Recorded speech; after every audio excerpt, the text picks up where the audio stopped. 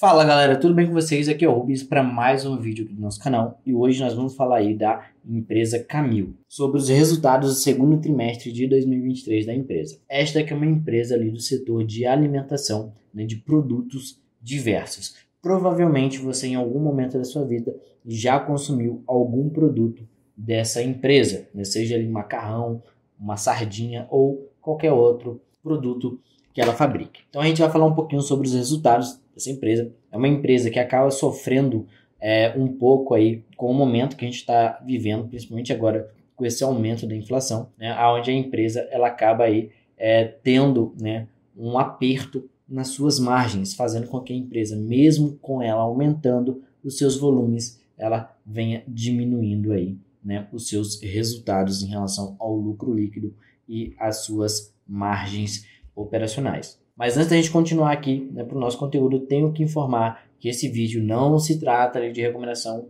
de compra, venda ou manutenção do ativo aqui apresentado. Também vou pedindo para você curtir, comentar e compartilhar esse vídeo. E se você ainda não é inscrito aqui no canal, está esperando o quê? Inscreva-se e fique por dentro aí, né, de informações sobre o mercado financeiro. Só uma apresentaçãozinha rápida da empresa aqui, né? É uma empresa que foi fundada lá em 1963, então é uma empresa que possui 60 anos de idade, fez o seu IPO na Bolsa de Valores recentemente, né? Há pouco mais de 6 anos aí, no ano de 2017. É uma empresa que já nasceu na Bolsa de Valores dentro do novo mercado, que é o mais alto nível de governança na Bolsa de Valores. É uma empresa que possui um free float de 29% e um tag along de 100%. Agora que a gente já viu um pouquinho sobre a empresa, vamos aqui para o segundo trimestre de 2023. A gente vê aqui que a empresa tem diversos produtos, então ela é bem diversificada nessa questão, né? Desde açúcar até bolachas, né? Então a gente vê que a empresa está presente aí no nosso dia a dia. Descendo aqui, né, vamos falar aqui um pouquinho sobre aonde a empresa ela distribui aí os seus produtos. E onde a empresa está presente? Ela está presente aí, principalmente na Latinoamérica, né, em 5 países, sendo Brasil, Colômbia, Uruguai, Argentina e Chile. A empresa possui 23 centros de distribuições, 35 plantas com operações de liderança nas categorias e países em que atuam, né? E também tem aí cerca de 8 mil colaboradores. Então, é bem interessante, a gente vê que a empresa é gigantesca, né? Tem marcas líderes aqui como a Camil, a União, que é a marca de açúcar, a Coqueiro, que é a parte de pescado deles, né? Sardinha, Macarrão Amália e Biscoito Mabel. E tem as outras marcas aqui e as marcas internacionais. Descendo mais um pouco, né? Aqui já tem um pequeno resumo do que foi o resultado da empresa. A empresa teve uma receita líquida total de 2,9 bilhões de reais, um aumento, né, de 8% aí, comparando ano contra ano, né, e 9,8% comparando aí, né, trimestre contra trimestre. O EBITDA foi de 212 milhões de reais, um crescimento aí de 1,9% ano contra ano, com uma margem de 7,3% de margem EBITDA. E eles venderam em 629 mil toneladas em volume, né? Não teve aí um crescimento no ano contra ano, né? Mas sim teve um crescimento em relação ao trimestre anterior. E a gente pode ver aqui que eles dividem os produtos deles em algumas categorias. Primeiro tem aqui a categoria de alto giro, né? E tem a categoria de alto valor. Alto giro são aqueles produtos, né, que vendem mais, têm um maior giro, só que eles têm uma menor margem, né? Principalmente quando a gente fala aqui,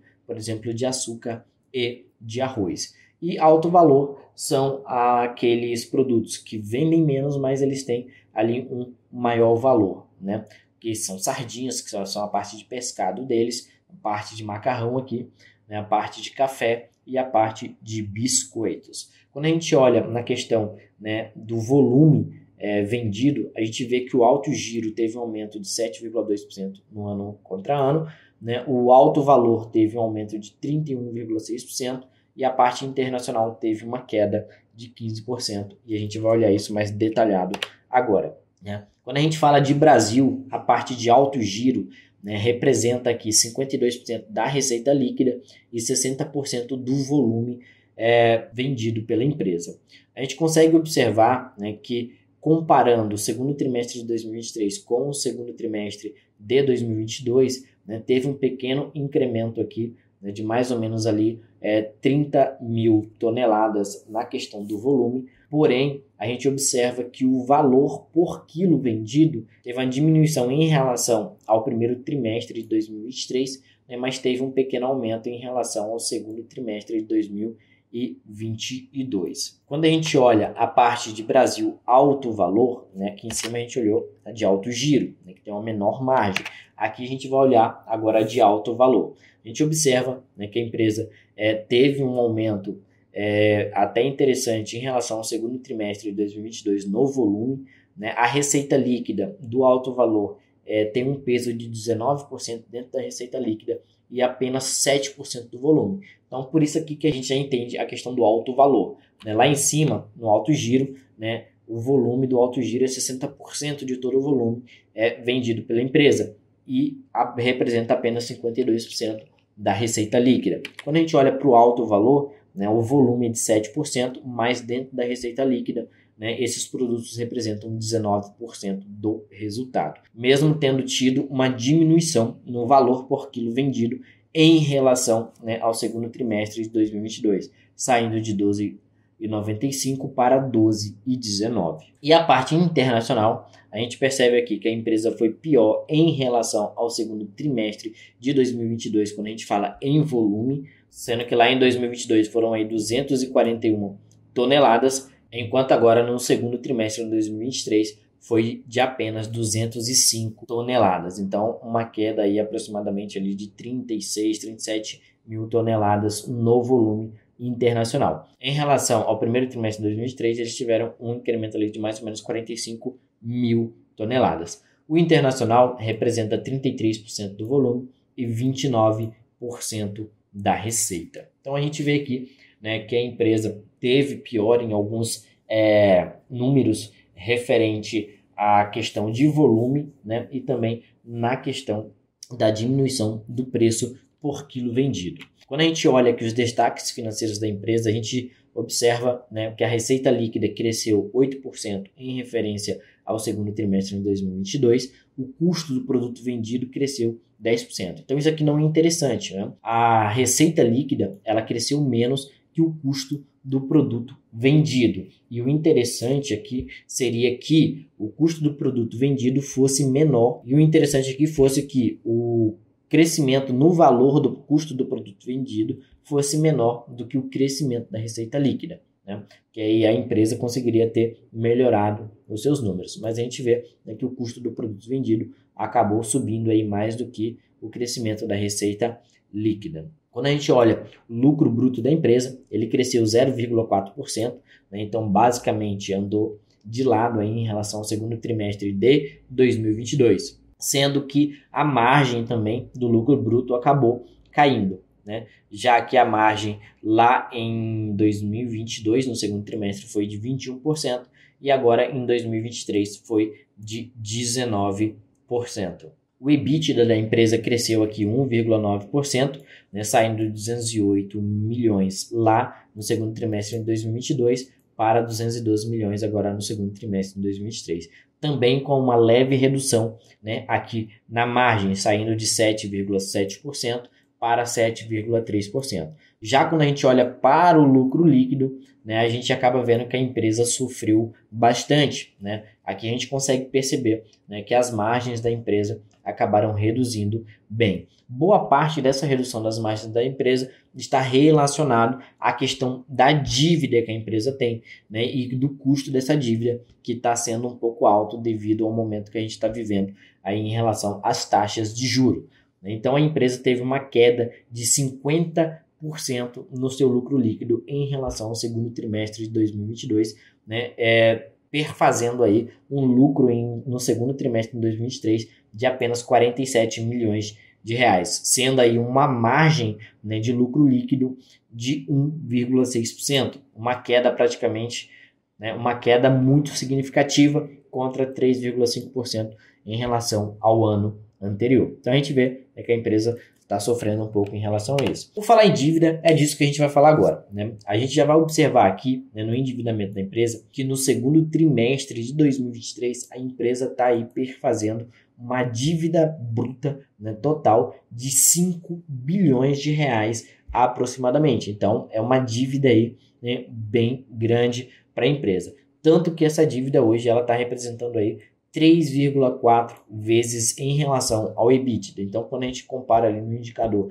dívida líquida por EBITDA, né, essa dívida líquida está representando 3,4 vezes o EBITDA da empresa. E a dívida líquida da empresa hoje é de 2,9 bilhões de reais. Por que isso? Porque a empresa, né, ela está com um caixa mais aplicações financeiras de aproximadamente 2 bilhões de reais. Então, descontando aqui a dívida bruta menos o caixa mais aplicações financeiras, a empresa perfaz aqui uma dívida líquida de 2,9 bilhões de reais. É uma dívida um pouco elevada, né? Recentemente eles fizeram aí a 12ª emissão de debêntures com CDI mais 0,9, a dívida deles gira em torno do CDI mais alguma coisinha ali, então é uma dívida que não é tão cara assim, é relativamente barata, vamos dizer, para o momento do cenário econômico que nós estamos vivendo. Mas mesmo assim, por ser um valor muito alto, né, tá acabando fazendo com que a empresa não consiga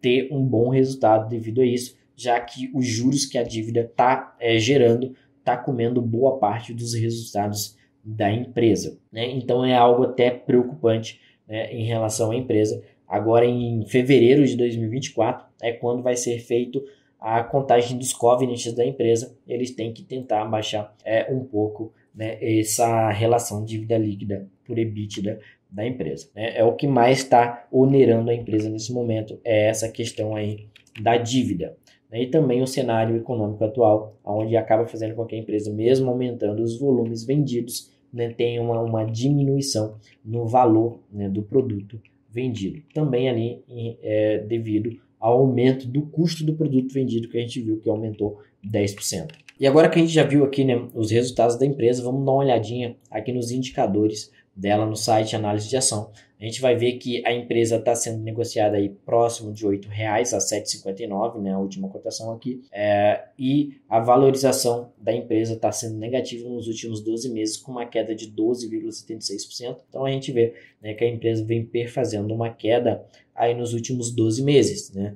A empresa chegou a bater ali em 2020 R$ 11,00 e atualmente está sendo negociada próximo dos R$ 8,00.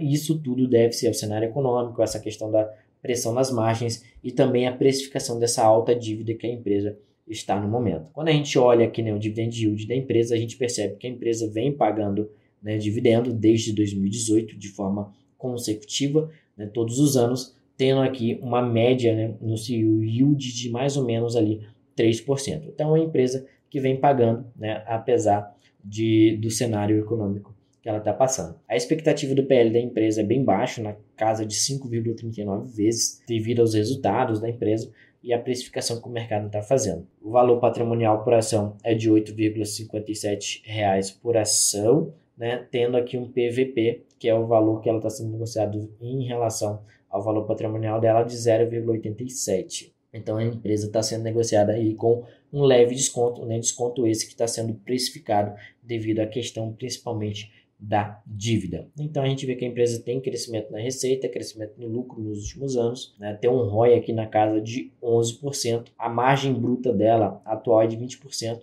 mas a média, né, é também aqui na casa de 25%. A empresa, né, tem aí até uma margem bruta interessante. Quando a gente olha, né, aqui para baixo em relação aos indicadores da empresa, que a gente vai olhar um gráfico, né, desde 2014, a gente percebe que a empresa ela sempre vem crescendo aí a sua receita líquida, mas o lucro, né, ele também tem um leve crescimento, mas sempre meio que andando de lado aqui, né, não tendo um crescimento tão significativo quanto a receita líquida. Quando a gente olha a dívida aqui, a gente vê que de 2021 para cá, a dívida da empresa saltou bastante, né? Hoje aí na casa de 4 bilhões de reais de dívida, né? Um caixa de aproximadamente 2 bilhões, como a gente enxergou ali no resultado do segundo trimestre, né? Tendo uma dívida líquida de 3 bilhões. Então, a empresa é interessante, trabalha com produtos que a gente consome no nosso dia a dia, né, mas que acaba tendo uma margem muito apertada, né, tem essa questão da inflação, a questão de trabalhar com produtos básicos também, que acaba fazendo com que essa margem seja mais apertada. Essa foi a apresentação dos resultados do segundo trimestre de 2023 da Camil. Diz aí para mim o que você achou. Fala se você já conhecia a empresa, se você já consumiu algum produto dela e o que você achou dos resultados da Camil aí no segundo trimestre de 2023 e qual a expectativa que você tem para a empresa aí nos próximos anos e no resultado do terceiro trimestre. Estou pedindo para você curtir, comentar e compartilhar esse vídeo. E se você ainda não é inscrito aqui no canal, tá esperando o quê? Inscreva-se. Sem mais, vou ficando por aqui e vejo vocês no próximo vídeo. Tchau, tchau!